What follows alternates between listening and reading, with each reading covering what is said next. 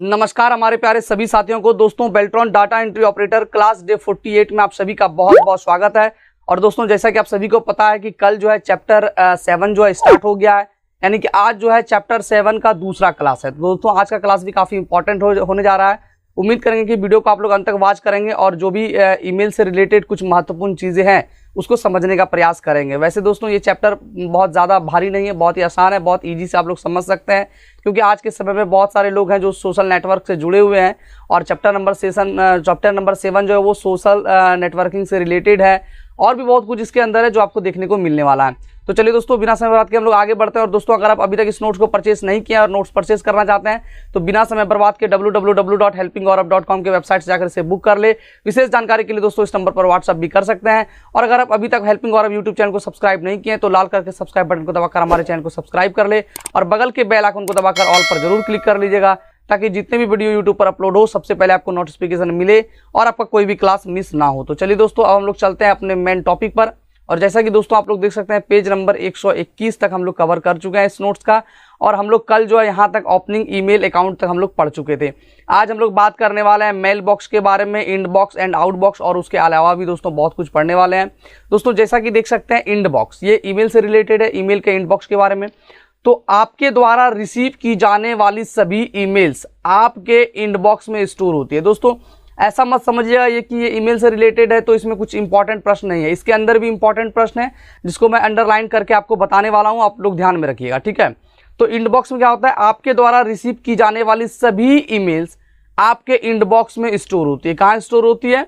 Inbox में store होती है। अब आपसे यहाँ पे एक प्रश्न बनता है, बहुत ईजी सा प्रश्न जिसका जवाब सभी के पास होगा, कि आपके द्वारा रिसीव की जाने वाली सभी ईमेल्स आपके ईमेल पर कहाँ सेव होती है? इनबॉक्स पर, आउटबॉक्स पर, बीन पर, ठीक है, ट्रेस पर, बहुत सारा ऑप्शन आपको देखने को मिल जाएगा। तो इनबॉक्स पर स्टोर होती है, ठीक है। इनबॉक्स से डिलीट की जाने वाली ईमेल्स, इनबॉक्स से अगर आप कोई ईमेल डिलीट कर देते हैं तो वो ईमेल जो है कहाँ चले जाएगा? बीन में चले जाएगा, बीन में चले जाएगा या ट्राश बॉक्स में चले जाएगा। याद रखना है, अगर आप कोई जो है ईमेल को डिलीट करते हैं, आपसे प्रश्न एग्जाम में पूछा जाएगा कि ईमेल से डिलीट की जाने वाली ईमेल, ठीक है, कहाँ जाकर स्टोर हो जाती है?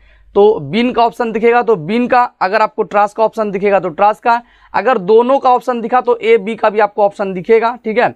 याद रखिएगा, इनबॉक्स से डिलीट की जाने वाली ईमेल्स बीन या ट्राश बॉक्स में चली जाती है। ट्राश बॉक्स में भेजी गई ईमेल को वापस इनबॉक्स में भेजा जा सकता है, ठीक है। अगर आप बीन या ट्राश में आपका ईमेल चला गया है, ठीक है, तो वो आपको वापस जो आप इनबॉक्स में ला सकते हैं। ट्राश बॉक्स में रखी गई ईमेल अपने आप 30 दिन के बाद डिलीट हो जाती है। अब आपको इस चीज को यहाँ पे समझना है कि अगर कोई ईमेल आपके पास आया, उसको आप डिलीट कर दिए, क्या कर दिए? डिलीट कर दिए, तो वह कहाँ जाके स्टोर होगा? बिन में, ट्राश में जाके स्टोर हो जाएगा, ठीक है। और जब आप वहां से 30 दिन के अंदर अपने इनबॉक्स में वापस नहीं लाते हैं, छोड़ देते हैं, तो वह स्वतः 30 दिन के बाद जो है डिलीट होगा। 29 दिन तक जो है आपके ट्राश बॉक्स में रहेगा, ठीक है। याद रखना है, 30 दिन तक ईमेल आपका ट्राश बॉक्स में रहेगा। वो इसलिए रहता है कि अगर बाय चांस आपका इंपॉर्टेंट मेल हो और डिलीट हो जाएगा तो फिर आप कहाँ खोजेंगे? जैसे हम लोग सिस्टम से कुछ भी डिलीट करते हैं तो क्या रिसाइकल बिन में जमा होता है, उसी तरह वहाँ भी बिन में और ट्राश में जाके जमा हो जाता है। और 30 दिन तक अगर आप उस ईमेल को इनबॉक्स में वापस नहीं लाते हैं तो फिर वहाँ से भी वो डिलीट हो जाएगा। यहाँ पर भी दो इंपॉर्टेंट प्रश्न बनता है कि इनबॉक्स में डिलीट की जाने वाली ईमेल कहाँ स्टोर होती है? तो बिन, ट्राश में होती है। दूसरा चीज कि बिन और ट्राश से जो है ईमेल कितने दिन के बाद अपने आप डिलीट हो जाता है? तो 30 दिन के बाद डिलीट होता है। उसके बाद दोस्तों हम लोग आगे बढ़ेंगे तो आता है आउटबॉक्स। क्या आता है? आउटबॉक्स।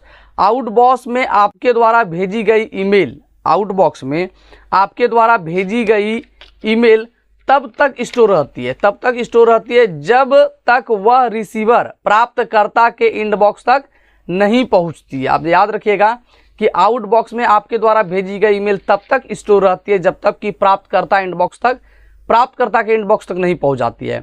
रिसीवर तक पहुंचने के बाद वह ईमेल आपके आउटबॉक्स से क्या होता है? डायरेक्ट सेंड बॉक्स में आ जाती है। डायरेक्ट क्या हो जाती है? सेंड बॉक्स में आ जाती है, जहां से आप अपने द्वारा भेजी गई सभी ईमेल्स को देख सकते हैं। अब देखिए, यहाँ पे बहुत सारा इंपॉर्टेंट चीज है कि बहुत सारा लोग आउटबॉक्स के बारे में नहीं जानते हैं। तो आउटबॉक्स के बारे में यहाँ पे हम लोग क्या समझ रहे हैं कि आउटबॉक्स द्वारा भेजी गई ईमेल तब तक स्टोर रहती है आउटबॉक्स में जब तक में जो इसको आप भेजे हैं, ठीक है, जिसका ईमेल एड्रेस डाल के आप भेजे हैं उसको प्राप्त नहीं हो जाता है तब तक आउटबॉक्स में रहेगा, प्राप्त होते ही वो आउटबॉक्स से चला जाएगा सेंड में। उसके बाद आप देखेंगे तो सेंड का ऑप्शन आता है, सेंड में किस किस को ईमेल सेंड किया वहां पे चले जाएगा। ठीक है, यहाँ पे भी एक प्रश्न निकल कर आता है कि अगर आप किसी को ईमेल सेंड किए हैं और प्राप्तकर्ता तक ईमेल प्राप्त नहीं हुआ है तो वो ईमेल आपका कहाँ स्टोर रहता है, तो वो आउटबॉक्स में स्टोर रहता है। ठीक है, उसके बाद दोस्तों हम लोग आगे बढ़ेंगे तो जैसा कि आप लोग देख सकते हैं creating and sending a new email. ठीक है, न्यू मेल कैसे सेंड करते हैं, कैसे क्रिएट करते हैं, तो देख सकते हैं ईमेल लिखने के लिए हम लोग क्या करना होता है, कंपोज ऑप्शन का यूज करते हैं। क्या करते हैं, कंपोज ऑप्शन का यूज करते हैं। कंपोज ऑप्शन पर क्लिक करने पर एक विंडो ओपन होती है जहां पर आप ईमेल मैसेज और उससे कनेक्टेड इंफॉर्मेशन को फिल कर सकते हैं। क्या कर सकते हैं, कनेक्टेड इंफॉर्मेशन को फिल कर सकते हैं। जैसे में आप देख सकते हैं, सबसे पहले हम लोग क्या करें, कंप्रेस वाले पर क्लिक करें और जैसे हम लोग कंप्रेस ईमेल खोलेंगे तो कंप्रेस का ऑप्शन दिखेगा ऊपर में ही, ठीक है, लेफ्ट साइड में, उस पर आप लोग क्लिक करेंगे तो इस तरह का आपके पास ऑप्शन हो जाएगा। यहाँ पे आप देख सकते हैं 2 लिखा हुआ है। 2 में आपको क्या करना है, जिसको आपको भेजना है, मान लेते हैं कि अगर आपको हमको ईमेल करना है, कुछ इन्फॉर्मेशन या तो आपको देनी है या आपको लेनी है, आपको कुछ समझना है, तो आप यहाँ पे मैसेज हमको क्या करेंगे, helpinggauravofficial@gmail.com, यहाँ 2 पर आप लिख दिए। सब्जेक्ट में आप लिख देंगे रिगार्डिंग, किस रिगार्डिंग आपको चाहिए। ठीक है, एडमिट का बहुत सारे लोगों का फोन आता है, वैसे तो डायरेक्ट मैसेज आता है या फिर क्या बोलते हैं वीडियो के ही कमेंट बॉक्स में मैसेज आता है कि कब एडमिट कार्ड है। कुछ इंपॉर्टेंट जानकारी, ऐसा नहीं कुछ भी आप मैसेज करने लग जाइएगा, कुछ इंपॉर्टेंट जानकारी आप डाल सकते हैं और उसके बाद जो आपका रिगार्डिंग है वो इंपॉर्टेंट में, या किसी का कुछ फॉर्म वगैरह गलत हो गया उससे रिलेटेड आप जो भी डालना चाहते हैं डाल सकते हैं। यहाँ पे अटैच फाइल कर सकते हैं, यानी कि प्रूफ दे सकते हैं। ठीक है, कुछ इंपॉर्टेंट PDF है, ठीक है, या फोटो वगैरह है, वो आप यहाँ पे अटैच कर सकते हैं और सेंड कर देंगे। सेंड कर देंगे तो वो क्या होगा, हमारे तक पहुंच जाएगा। ठीक है, ये हो गया दोस्तों क्रिएटिंग एंड सेंड के बारे में। अब हम लोग बात करने वाले हैं 2 ऑप्शन। यहाँ पे आप देख सकते हैं 2 का ऑप्शन दिखेगा, यहाँ आपको CC का दिखेगा, BCC का दिखेगा। CC का कार्बन कॉपी होता है, BCC का full form blind carbon copy होता है। ये मैं आप सभी को बताया हूँ। ये सब काम कैसे करता है तो देख सकते हैं। सबसे पहले हम लोग किसके बारे में बात करेंगे, 2 के बारे में। 2 ऑप्शन में क्या होता है, 2 ऑप्शन में रिसीवर यानी कि प्राप्तकर्ता का ईमेल एड्रेस लिखा जाता है। जैसा कि हमने अभी आपको बताया कि 2 में जो उसको भेजना है, आपको हमको भेजना है तो मेरा ईमेल एड्रेस, रमेश को भेजना है तो रमेश का, सुमन को भेजना है तो सुमन का, रितेश को भेजना है तो रितेश का, वो आपको उसका ईमेल एड्रेस डालना होगा। ठीक है, यदि 1 से अधिक लोगों को ईमेल भेजना है, यानी आप चाहते हैं कि जो हम ईमेल भेज रहे हैं, ठीक है, जिसके रिगार्डिंग हम चाहते हैं इसके अलावा 1 नहीं 2 4 5 10 लोगों को भेजे, तो कैसे भेजेंगे, एक एक करके भेजेंगे तो ज़्यादा समय लगेगा। तो यही यहाँ पे दोस्तों बता रहे हैं कि यदि 1 से अधिक लोगों को ईमेल भेजना है तो उन सभी ईमेल्स एड्रेस को कॉलम से अलग करते हैं। यानी कि आप जैसे लिखे helpinggauravofficial@gmail.com, उसके बाद कोमा लगा देंगे, फिर रमेश कुमार @gmail.com, फिर कोमा लगा देंगे, फिर रितेश कुमार @123gmail.com। ऐसा आप करके जो है एक साथ बहुत सारे लोगों को ईमेल भेज सकते हैं। तो 1 से अधिक लोगों को भेजना है तो क्या करते हैं, बीच में कॉलम लगाते हैं। आपके एग्जाम में प्रश्न पूछा जाएगा, ठीक है, कि ईमेल सेंड करने के लिए 1 से अधिक लोगों को ईमेल एक बार में सेंड करने के लिए हम कौन से जो है चिन्ह का इस्तेमाल करते हैं, कॉलम का, स्लैश का, ऑब्लिक का, कुछ आपको ऑप्शन दिख जाएगा, तो याद रखें कॉलम से अलग करते हैं। ठीक है, उसके बाद देखते हैं दोस्तों जो कॉन्टैक्ट लिस्ट होता है, कॉन्टैक्ट लिस्ट का यूज करके भी रिसीवर के ईमेल एड्रेस सेलेक्ट किया जा सकता है। आपका जो कॉन्टैक्ट लिस्ट होता है, अगर कॉन्टैक्ट लिस्ट में आप सारे लोगों का ईमेल रखें तो आप उसकी सहायता से भी भेज सकते हैं। एक बार में अधिकतम 500 लोगों को ईमेल भेज सकते हैं। याद रखिएगा, आपसे एग्जाम में प्रश्न पूछा जा सकता है कि एक बार में अधिकतम आप कितने लोगों को ईमेल सेंड कर सकते हैं, तो 500 लोगों को कर सकते हैं, 500 लोगों से अधिक आप नहीं कर सकते हैं।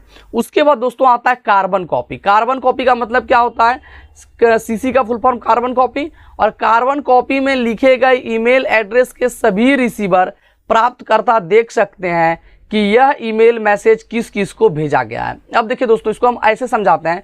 मान लिए कि कोई लेटर है जो आप अपने क्षेत्र के थाना प्रभारी को आप लिखते हैं, यानी कि SHO को आप लेटर लिखते हैं, उसकी प्रतिलिपि देते होंगे, ठीक है ना। उसकी प्रतिलिपि आप क्या करते हैं, DSP को देते हैं, SSP को देते हैं, DIG को देते हैं, ADGP को भेजते हैं। कुछ आपके गांव के, कुछ आपके शहर के जो है कुछ प्रमुख मुद्दे हैं जो बहुत ही गंभीर मुद्दे हैं, और क्या करते हैं कि SHO को कार्रवाई करने के लिए जब आप लेटर लिखते हैं, उसके अलावा आप उसके सीनियर पदाधिकारी को, यानी कि DSP को, SSP को, DIG को, ADGP को लेटर भेजते हैं। तो क्या करते हैं, उस जगह पे ईमेल के माध्यम से CC का यूज करते हैं। जिनको भेजे उनको तो भेजे ही, उनके अलावा CC में भी और सारे लोगों का जो है ईमेल एड्रेस जोड़ दिए। इससे क्या होता है कि CC में लिखे गए जितने भी ईमेल एड्रेस होते हैं, रिसीवर प्राप्तकर्ता देख सकते हैं, जिसको आप भेजे हैं यानी कि एसएचओ को भेजे हैं वो तो देख ही रहे हैं, उसके अलावा वो ये भी देख रहा है कि इस ईमेल एड्रेस मतलब इस लेटर को, इस जानकारी को और कितने लोगों तक सेंड किया गया है और किन किन लोगों को प्रतिलिपि दी गई है। ठीक है, तो ये होता है सीसी का मतलब। ठीक है, यह ईमेल मैसेज किस किस को भेजा गया ये प्राप्तकर्ता भी देख सकता है। उसके बाद दोस्तों आता है बीसीसी यानी कि ब्लाइंड कार्बन कॉपी। अब ये ब्लाइंड कार्बन कॉपी से ही आप समझेंगे, अभी तक आप लोग सिर्फ शॉर्टकट समझ रहे होंगे, अब यहाँ पे आपको समझने को मिलेगा कि बीसीसी में लिखे गए ईमेल एड्रेस के सभी रिसीवर प्राप्तकर्ता नहीं देख सकते हैं। यानी कि मान लीजिए कुछ ऐसे मुख्य मुद्दे हैं जिसको आप जो है एसएचओ तक मेल किए, ठीक है, लेकिन आप चाहते हैं कि डीएसपी, एसएसपी, डीआईजी को जो हम मेल भेजे हैं वो एसएचओ को पता ना चले कि हम इन लोगों को भी प्रतिलिपि भेजे हैं। तो आप ऐसे में क्या कर सकते हैं कि ब्लाइंड बीसीसी के माध्यम से आप भेज सकते हैं। बीसीसी के माध्यम से अगर आप भेजते हैं तो क्या होगा कि जिसको आप सेंडर को भेजे जो है, ये प्राप्तकर्ता जो है, इनको पता नहीं चलेगा कि किन किन लोगों को और ये प्रतिलिपि भेजी गई है। वहीं सीसी का अगर आप इस्तेमाल करते हैं तो जैसे कि ऊपर में आप देख सकते थे, अभी हम लोग सीसी पे बात कर रहे थे, अगर आप सीसी का इस्तेमाल करते हैं तो मान लें कि आप एसएचओ को कुछ मेल किए हैं, उसके अलावा जितने लोगों को मेल किए हैं, आईजी, डीआईजी, एसएसपी, वो सबको ये एसएचओ को पता चल जाएगा कि मेरे अलावा आप इतने लोगों को और भी आप ये मेल या मैसेज आप भेजे हैं। ठीक है, तो ये बीसीसी का होता है, ब्लाइंड हो जाता है। बीसीसी में लिखे गए ईमेल एड्रेस के सभी रिसीवर प्राप्तकर्ता यह नहीं देख सकते हैं कि यह ईमेल मैसेज किस किस को भेजा गया है।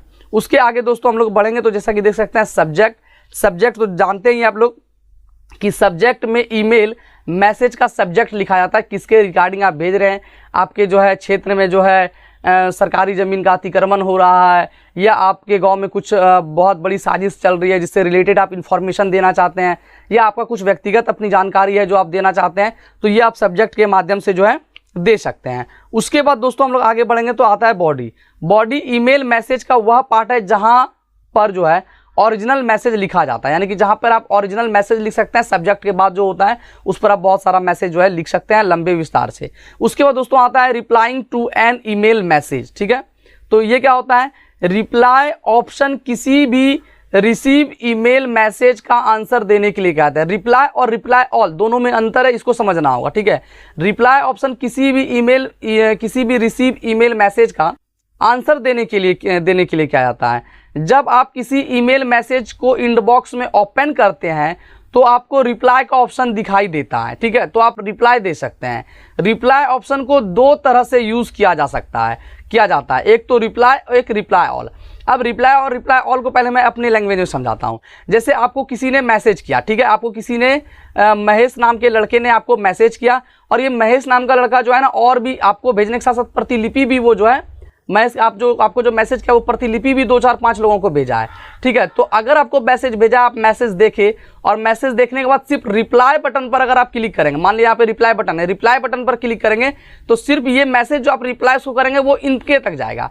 लेकिन वहीं दोस्तों अगर रिप्लाई ऑल पर अगर आप क्लिक करके करेंगे तो ये मैसेज आपके साथ साथ जितने लोगों को जो है इसकी प्रतिलिपि भेजा था, इसका रिप्लाई भी क्या होगा, महेश के जाने के साथ साथ जितने लोगों को महेश ये किया है ना, प्रतिलिपि भेजा है, वो सारे लोगों को रिप्लाई चले जाएगा। ये दोस्तों है रिप्लाई और रिप्लाई ऑल का बेसिक जानकारी जो आपके लिए काफ़ी इंपॉर्टेंट है। अब हम लोग यहाँ देखते हैं रिप्लाई और रिप्लाई टू ऑल। यदि आप सिर्फ सेंडर को आंसर देना चाहते हैं, ठीक है, तो आप रिप्लाई ऑप्शन को सेलेक्ट करें। यदि आप सीसी यानी कि कार्बन कॉपी या बीसीसी ब्लाइंड कार्बन कॉपी में लिखे गए सभी ईमेल एड्रेस पर रिप्लाई देना चाहते हैं तो रिप्लाई टू ऑल ऑप्शन को सेलेक्ट करेंगे। यही चीज़ दोस्तों हमने बता दिया है, काफ़ी इंपॉर्टेंट है, जिसको आप लोग ध्यान में रखिएगा। उसके बाद आता है दोस्तों फॉर्मेटिंग एन ईमेल मैसेज। ठीक है, तो देख सकते हैं जब आपको अपने इनबॉक्स में रिसीव्ड ईमेल को किसी और के पास भेजना होता है, यानी कि फॉरवर्ड करना होता है, तब आप फॉरवर्ड ईमेल ऑप्शन को सेलेक्ट करते हैं। किसी भी चीज़ को, जैसे व्हाट्सएप आप किसी फोटो को, किसी मैसेज को फॉरवर्ड करते हैं, उसी तरह ईमेल में भी फॉरवर्डिंग का ऑप्शन होता है। अगर आपको जो मैसेज को भेजा है किसी को आप भेजना चाहते हैं तो फॉरवर्ड का ऑप्शन का इस्तेमाल कर सकते हैं। दोस्तों उम्मीद करेंगे कि आज का सेशन आपको काफ़ी समझ में आया होगा और आपको वीडियो भी पसंद आई होगी। दोस्तों कल के सेशन में हम लोग आगे बढ़ेंगे और सर्चिंग ईमेल एंड और भी चीज़ों के बारे में बात करेंगे।